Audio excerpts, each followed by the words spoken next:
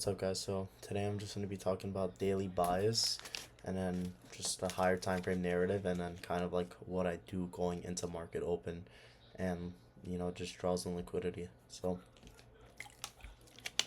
I'll get into that right now. So first thing first, so I know a lot of people will go with daily bias. So I personally don't do daily bias because I don't limit myself to just a long or just a short. But if you were to look at daily bias for the people that, because I know there are a handful of people that will trade daily bias, so if their bias is short, they'll only limit themselves to short. So we'll start like this. So just kind of daily time frame, just see if there's anything that hasn't been tapped into. We have a fair value gap tapped into it, rejected off it. Same thing with NQ. So just nothing really to look for there. It is currently what time is it? It's 11:05 right now. So market doesn't open till like 9 something, but I have class tomorrow, so I cannot make this video tomorrow. But just overall narrative right now, like obviously we kind of bottomed out. We have a break of structure, and then we're kind of just on an uptrend. So right now we're bullish. We're also we inverse this 4 hour right here, and then same thing with this. So we're bullish on the 4 hour, So if I had a daily bias, it'd be bullish right now. Closed over this. Bearish fair value gap right here. We closed over it. We have an unfilled, so we want to see price tap into it, reject off of it, and then so if I had a daily bias, it'd be bullish, but I will show you guys how I actually trade because I don't do that at all. I don't have a daily bias because you're not really supposed to predict that the bias is going to be bullish or bearish, because if you're predicting bullish, then you're limiting yourselves to longs only. So what I kind of look for is 15-minute or a 5-minute condition, see how we're respecting it or rejecting off of it, assuming that it's a bullish or value gap, right? Like let's say, for example, here I'll show it on NQ. Let's say there's a bullish fair value gap like this one right here, and we kind of reject off of it. So we have this bullish fair value gap, right? We're rejecting off of it. This is my condition, so I want to see, okay, can we respect it and push up off of it? And if we do, then okay, then I'm gonna react to this. So then I'm gonna scale down and see, okay, 5-minute right here, super weak closes under, see if we could close above. And then if we do close above, then I could look, okay, once we close above, let's see if we make a fair value gap, tap into it, reject off of it, and then I could take longs. I'm reacting, I'm not predicting. So that's just kind of how like you want to trade. You don't want to be like predicting every single move, because at that point you might as well just gamble. So yeah, don't predict, react. That's like the main thing. That's what I tell a bunch of people. But let's just start off with what would I do if this was 9:25 a.m., right? So if this was 9:25 a.m. right now, I'd mark out my draws and liquidity. So I'd mark out my bullish draws and my bearish draws. So we'll start with this. We have a lunch high, right, which was created at 12, and then a previous day high at 9:45.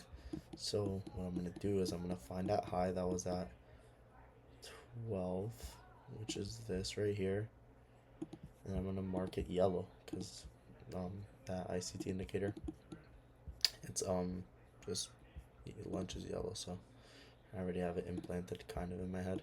And then this is a previous day high, so we're going to make this purple. So these are my two draws and liquidity for the upside.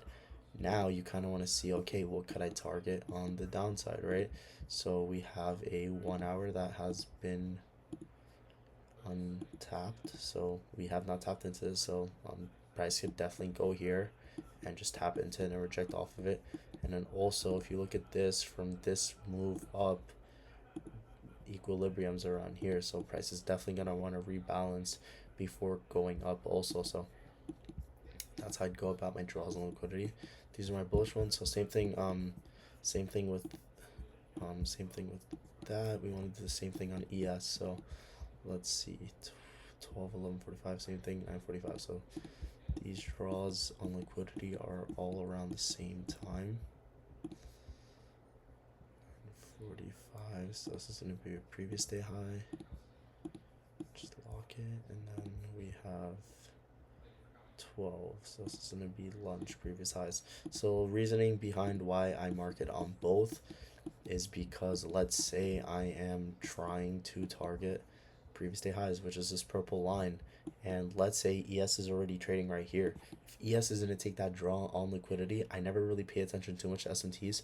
But when one pair is taking a time session draw and the other pair doesn't, then typically we'll have a really big reaction and then we'll kind of dump off of that and then possibly reverse or maybe just retrace, rebalance, and then continue pushing up.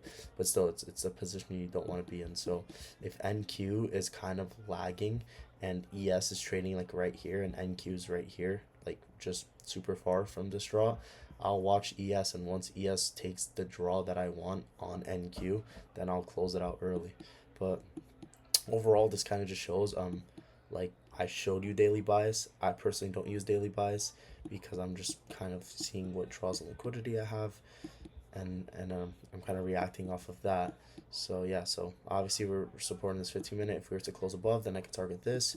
Let's say we inversed this 15 minute right here, right? If we inverse this 15 minute right here, I then scale down to the 5 minute, see how the 5 minute looks, and I scale down to 1 minute for a proper entry for this whole move down. So yeah, I hope that helps. That's just kind of what I look at, going into the market and everything, and also news too. So tomorrow's Thursday, we have news at 8:30. So when I'm in class at like 9:20 or 9:25, I'll go on the 5 minute chart and then I'll look at the 8:30 high and the 8:30 low. If those have not been swept, I'll mark both of them out because that's typically a high draw on liquidity where price is gonna want to target. Yeah, so that's it for news, and yeah, that's kind of what I go into. If price does happen to continue pushing up, then keep in mind there is London highs right here, so London highs could always be a target. And then if price is gonna keep dumping, then we have PM lows. But right now it's not something I really look at because that's 600 points below us. So I'm just looking at unfilled 1 hours, unfilled 4 hours, even unfilled 15 minutes like this when price starts trading closer to it. And then that's kind of what I look for. But that's pretty much it. Hope this helped, and yeah, that's pretty much it.